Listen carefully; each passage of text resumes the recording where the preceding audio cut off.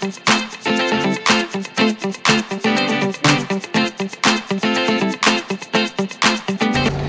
good morning everybody, this is DearMamaSal on a very wet Thursday morning.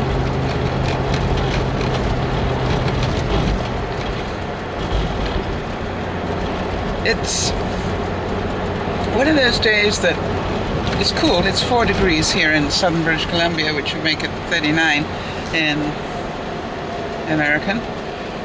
So it's chilly but not cold. Chillier.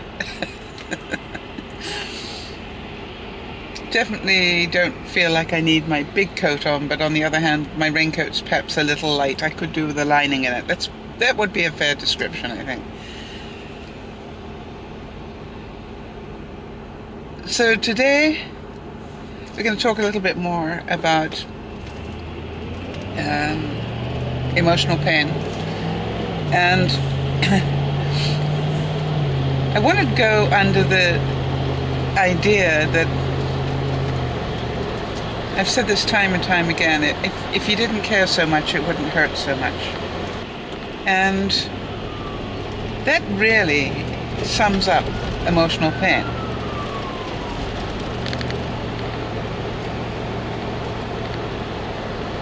There are some people who can hear about an earthquake somewhere and not react.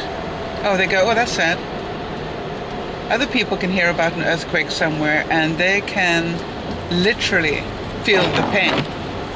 Now, it may be because they've got family members in that area of the world, or that they know friends who've got family members there, or whatever. But basically, in order to feel pain, you have to care deeply.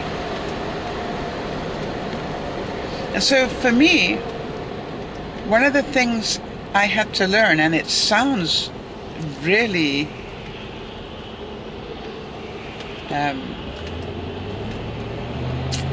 almost clinical, but I had to learn not to care as much.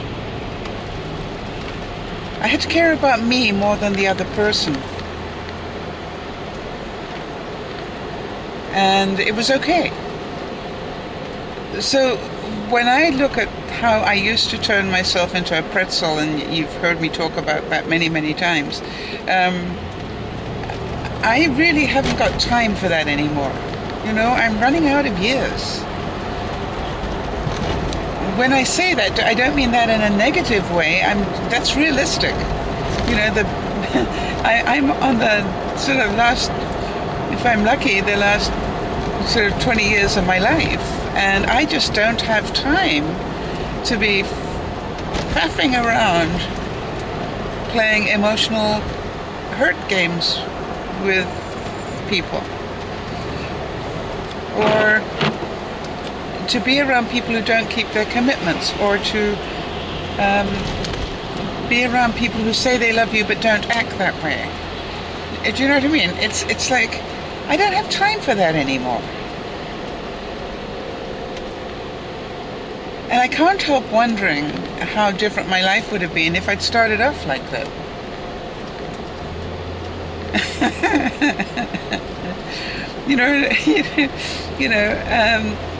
Now, obviously I wouldn't be here talking to you now, because I believe everything that's happened in my life prepared me for being able to talk to you at this time of my life, in this time of the world. And so I'm very grateful for my experiences, because otherwise I wouldn't be here talking to you. But if you think about this thing, if I didn't care so much, it wouldn't hurt so much. Then, if you can understand that concept, then you're halfway to actually fighting your way out of the pain. I don't know who it was, and it's very famous. Somebody said, you know, pain is inevitable. Suffering is a choice. Now, that's not true, and forgive me for this one. I know quite a few of my viewers who are in physical pain, and they are suffering from physical pain. So don't run with it in that direction. That's not what I mean. I'm talking about emotional stuff here. That emotional pain is inevitable, but how much we suffer is our choice. And the choice being how much we do to help ourselves recover. I think all too often we want the other person to change and come back and love us. And we hold on to that for a long time. I think it was Carly that dropped me a note this morning and said, you know, I made the comment yesterday about women hold on longer than men do. And she made the point, have you noticed how widowers, men, remarry very quickly after a death of their wife? And widows, not so much, if at all. Very, very good observation. I hadn't thought of that until I read it this morning and went, yeah, that's a good point. So here is the bottom line on it. The bottom line on it is, I hate to say this, but if we can think more like men do in this issue of emotional pain. I can't believe what I just saw. I just saw an SUV cut right across the front of a dump truck. They were in the left-hand lane. They cut from the left-hand lane across the right-hand lane where there was a dump truck literally a car length away from them, and then went off a side street. Wow. Now that is dangerous.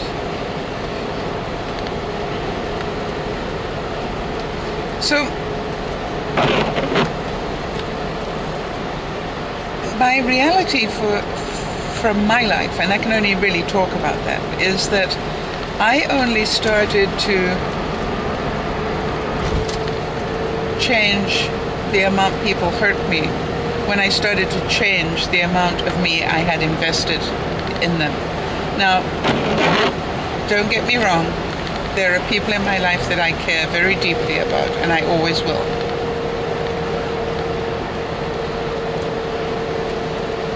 But even though I care very deeply about them, I don't necessarily want my life torn apart by them. Two different things. So you look at life and you go, wow,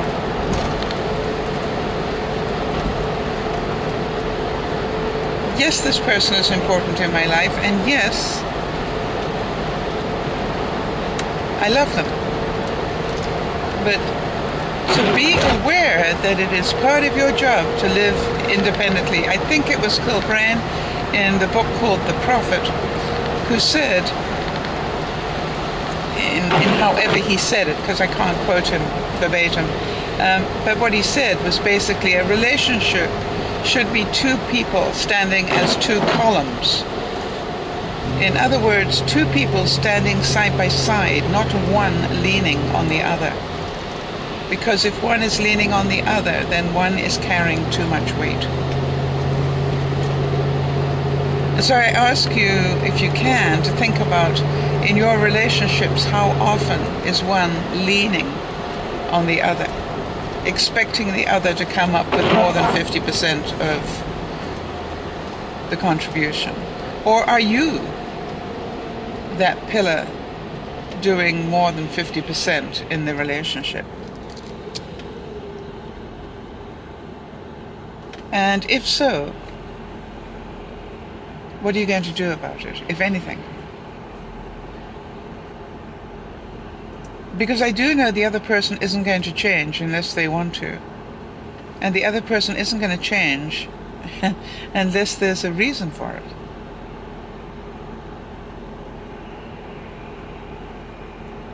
Which is sad, but it's true.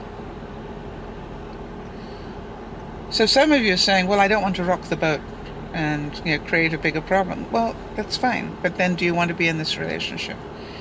And some of you will say, I have to rock the boat. But don't expect the other person to change.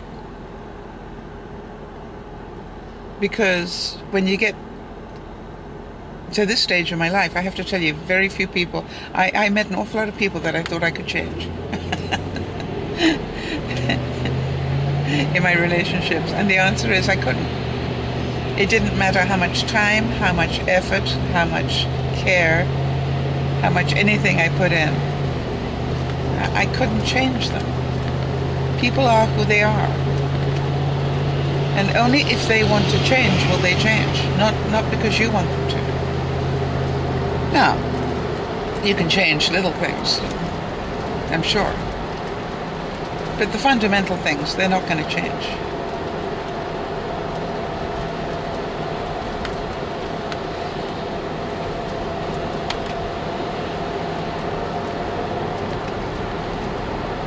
So emotional pain, being a self-inflicted wound, is a concept that took me a long time to get a hold of. It was something I created for myself. Now, I don't want you to hear that, now I don't want you to get your heart involved with anybody. That's not true. I just ask you to be very careful how much of your soul you put into it. Because I am certain that there are many young people out there who believe that this relationship they're in is the be-all and end-all of their life. And it's not. It's just a relationship. And maybe that relationship is meant to be your lifelong relationship. Well, if it is,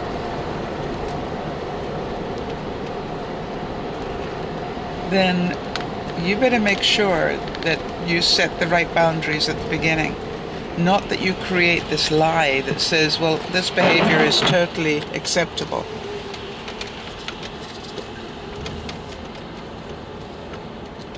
And then to change that decision, 5 years later.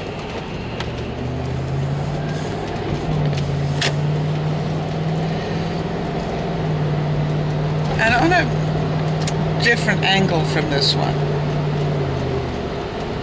even if you understand this concept, the next thing that you've got to look at, I guess, is how do you look after yourself?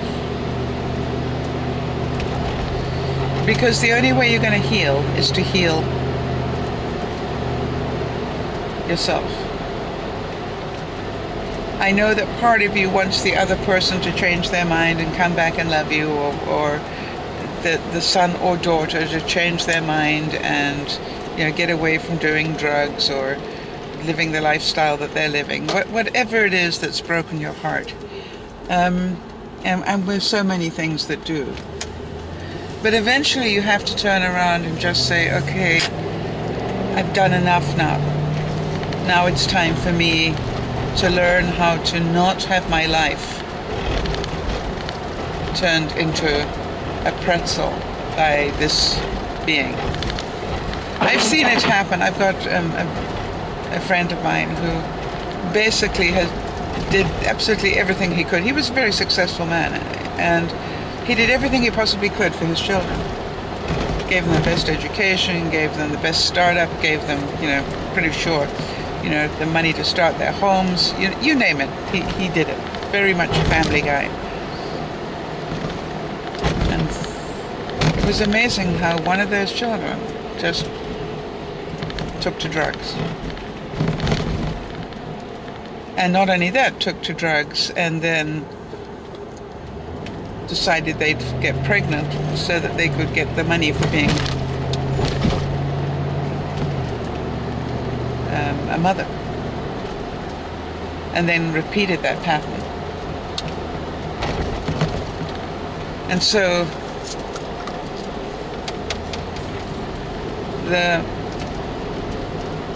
father, after 3 bouts of this, and 3 bouts of getting those children into safe homes with other members of the family,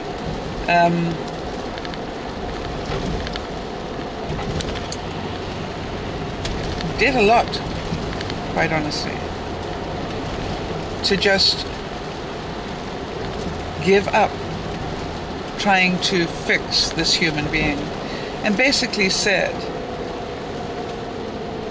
if you ever clean your act up, I will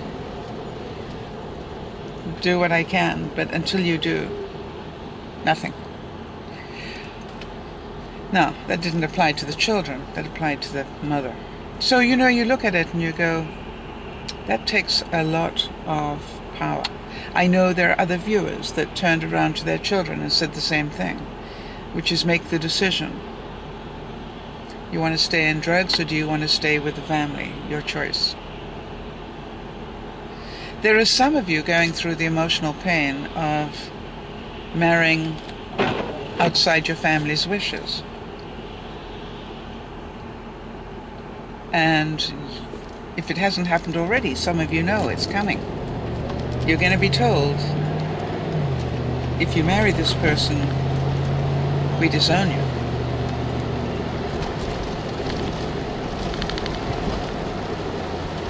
So, these are all choices we have to make in life. Nobody said life was easy.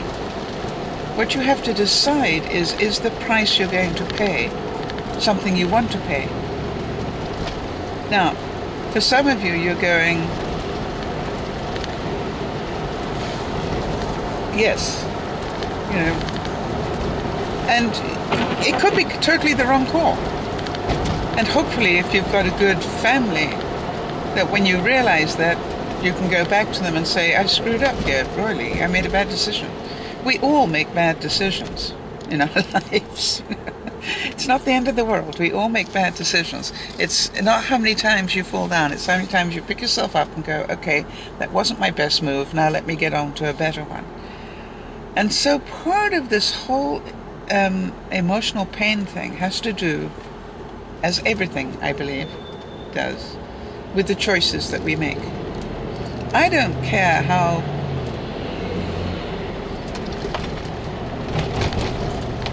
many times I talk about these things, you know, I still make bad choices. Eating sugar would be one of them.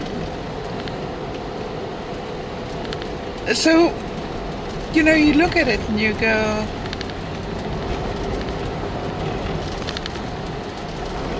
is this what I want to do with my life?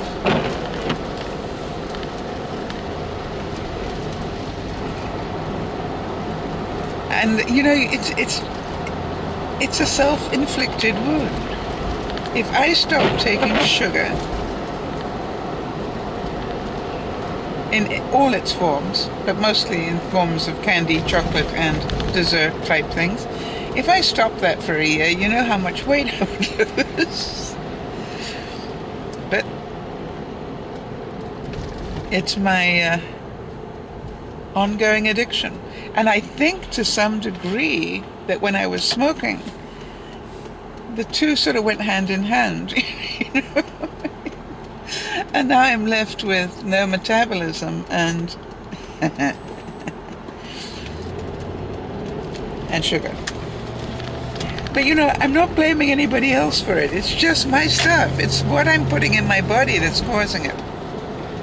Okay, this is really interesting.